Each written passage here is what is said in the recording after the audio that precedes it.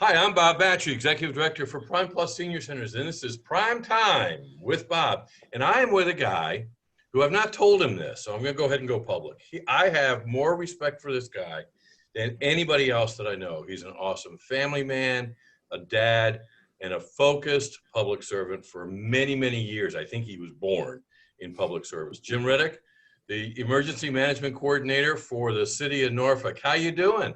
I'm doing well, Bob. Thanks for having me, and certainly the feeling is mutual. Well, I was thinking, getting ready for this, doing my deep research, sleeping and thinking about Jim Redick. And I'm thinking, I remember the first time I met him, Marcus Jones, city manager, brought you in to kind of critique how we did. Yes, sir. And next thing we know, we're waking you up to say there's a hurricane coming up and you're going to control it for the city of Norfolk. Well, I can't say you woke me up. But it's been fantastic being part of a team and working with you. We go way back, and it's certainly a pleasure being with you here today. Got all kinds of memories. I almost put my mermaid jacket on that I think I slept in and worked in for about 48 hours during the storm, and then went on TV with it. And those are really, I mean, when you talk to Red Cross emergency management people or FEMA people, there's fond memories and building community really and doing those kinds in the old-fashioned way of preparing for an emergency, wasn't there? Right. Well, and building those relationships as we prepare for emergencies, and certainly when we're in the heat of the battle during emergencies, you really build these strong bonds. Mm-hmm. And you see the best of people and the worst of people during disasters. And quite frankly, I've seen a lot better than I have worse. And again, you just foster those relationships and they really grow strong bonds that last lifetimes. Well, and through training and preparation, it's like muscle memory. I mean, I got to tell you, I had a flashback. I saw you and immediately said, oh my gosh, my kit's not ready. And here we are almost halfway through hurricane season. But we still have to kind of worry about, I mean, there are predictable things that you can do to get prepared for a hurricane, right? Right. I mean, and like we were talking before, whether there's a pandemic or not, storms are going to come, flooding is going to come. And so you still need those items that'll keep you prepared for an extended period of time. So you need water, you need perishable food items. You may lose power. You may very well lose power for an extended period of time. And unless you have those essentials, you're going to be causing some problems for yourself. And that COVID toilet paper and paper towels you bought, you can still use during a hurricane. You can, yes, add toilet paper to that list of items, but only enough that you need, not the whole store full. Right. Now, I mean, if you've already bought them, don't buy more. So, right, okay, exactly. So the city, though, come June, storm drains get cleaned out still? Yes, they do. Yeah, our public works crews do a fantastic job making sure that the storm drains are cleared out, the pump stations are working. And they do that periodically, not just at the beginning of hurricane season, but throughout, and definitely even before a storm is forecasted to arrive, they'll be out there again, making sure that there's no footballs stuck in the pump stations like we've had in the past, and other debris, making sure that it's as clear as possible to process all that water. So there's the FEMA binder you can go through. Oh, absolutely. I mean, it's on the website too. So you, as a family member, you can do that. Develop that family plan. See, I know all that. I still remember exactly. all this. That's awesome, Bob. So as we tape this, there's 3 storms coming up. Right. So what are you guys doing to get ready for those 3 storms? Well, so since hurricane started in June 1st, we've always been at our hurricane readiness condition 5, and that's to keep going through our plans, making sure contact information is accurate, making sure our plans are in place, and excuse me. And I mentioned family, man. Let them come by. That's right. Callie, say hi. That's our new world. It is, and I will say I'm proud of her wearing a Bengal towel from having been outside in the rain. So, but I mean, Callie, please stop. So that's what we're trying to do is we're making sure that those plans are in place, but also incorporating the element of COVID. And so really the only thing that changes, and let me just back up, we will continue to address that most immediate threat. So while we encourage social distancing, I know that may not always be possible because of a more impending threat, that being a storm. So, you know, we look at sheltering a little differently now. We look at evacuations a little differently now, but we're still going to do what we have to do to address that most immediate threat. So do what you normally do, just have to do it differently. That's kind of been our motto at Prime Plus. Right, right. Now, your daughter coming in brings back, I mean, a lot of the shelter identification, the safest high spots are schools, but with schools being closed. Right, right. So that's right now, that's less of a burden trying to schedule around school hours because they are closed right now. And that may change, and we don't know when, but we're prepared for that. So we have some other facilities that are identified that can accommodate. And we're even working with hotels for non-congregate sheltering for those who may be symptomatic. I was teasing you at the beginning about waking you up because there's a weather event coming. It's going to snow. But that's part of the predictability of planning for a pending disaster. Thank goodness for technology, because we can predict that there's a storm coming, and there's things that you can put in place.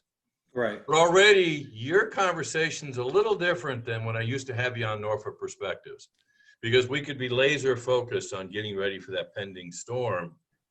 But you've mentioned unprovoked numerous times already the impact of a pandemic. Right. So where were you on March 12th when that notice went out saying the world is closing? I was in the office, and we were certainly having conversations with our policy group, being Dr. Filer, our city manager, our deputy city managers, our director of communications, and myself, as well as human resources, kind of talking through what needed to be done based on the guidance, recommendations, pardon me, and executive orders from the governor's office. I've had a lot of conversations with Dr. Lindsay from Public Health, who's been tracking, doing contact tracing, doing testing, trying to do everything that we can collectively as one unit, one team, to address the issue and make sure that we take the necessary steps to protect staff and certainly our businesses, our residents, and our visitors. Jim, this is going to ultimately be the ultimate compliment, but I can tell you where I was on March 12th. I was in a meeting with the Friends of Norfolk Animal Care, and there were some city employees saying, wait a minute, there's an emergency alert. We're closing. And it was kind of like that, okay, this is the third hurricane come up the coast. It's really not going to hit us. And part of me was saying, do they realize how devastating this is going to be to us? I mean, this is closing the world down. And you know what, we don't really know.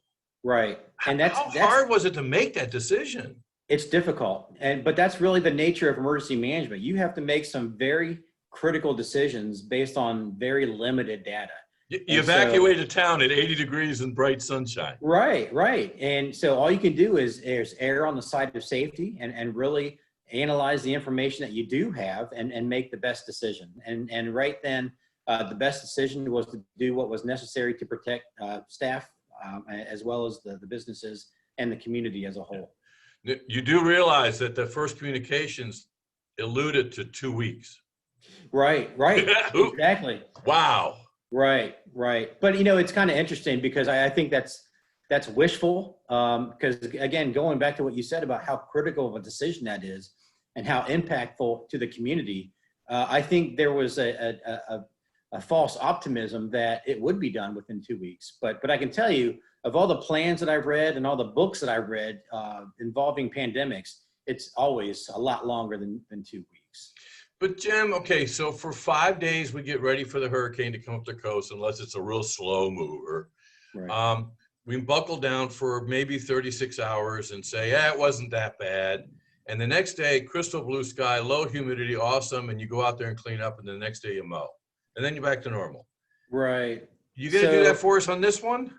Well, you know what? You hope that that's the case, but you plan for the worst. I mean, we always worry that complacency sets in because we've been lucky enough to have missed those storms. Florence was going to be a bad one. It veered off.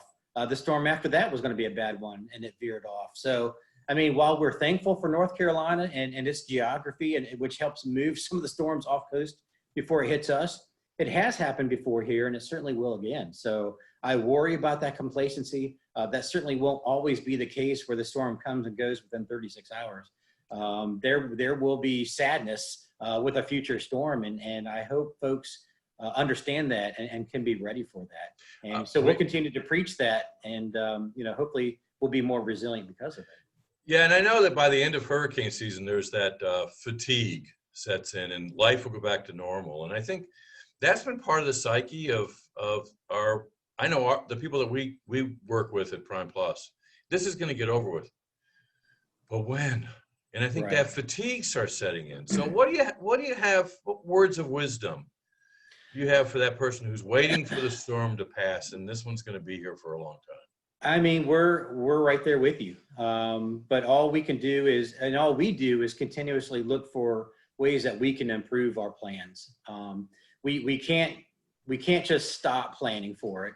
It is going to be here for the long haul. And so you try to mix things up. I mean, we have staff that we can put in different positions so they have a fresh perspective and can have that career development. But just doing things like that and just looking for ways of improvement and otherwise dealing with something that's going to be with us for a while. I mean, you hate the word that, the new normal, but I wonder if this is the new normal and this is something that's going to be with us for years to come. Yeah. It's just, we have to, semper gumby, we have to be forever flexible and adapt and move on. Yeah. Well, I love the idea that your daughter came in. Of course, she's supposed to be at school. Well, she is. Apparently they're on a break right now. So she's on what? Yeah, I guess they take breaks, So. Son of a gun. But that is the new norm. Right. She's just down the hallway in school virtually with her and her classmates.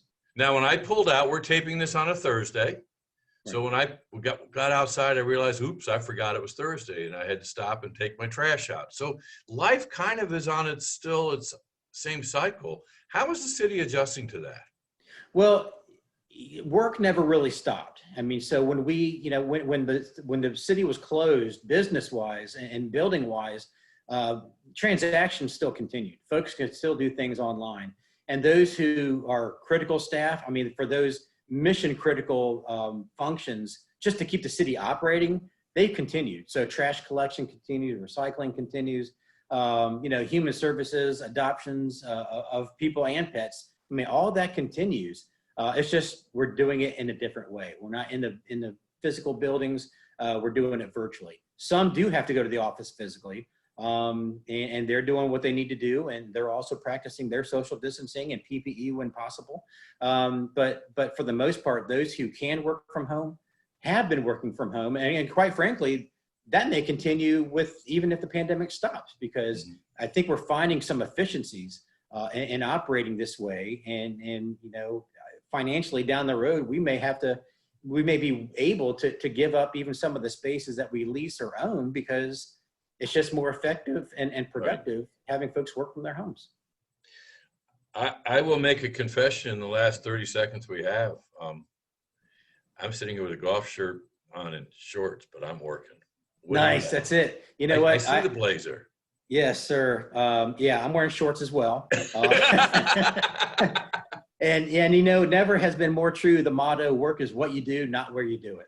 And so, we're doing it. There you go. And I will tell you, I'll close out by saying that I've just found out that my full-time retirement has been delayed at least 10 years because I'm not allowed to go home.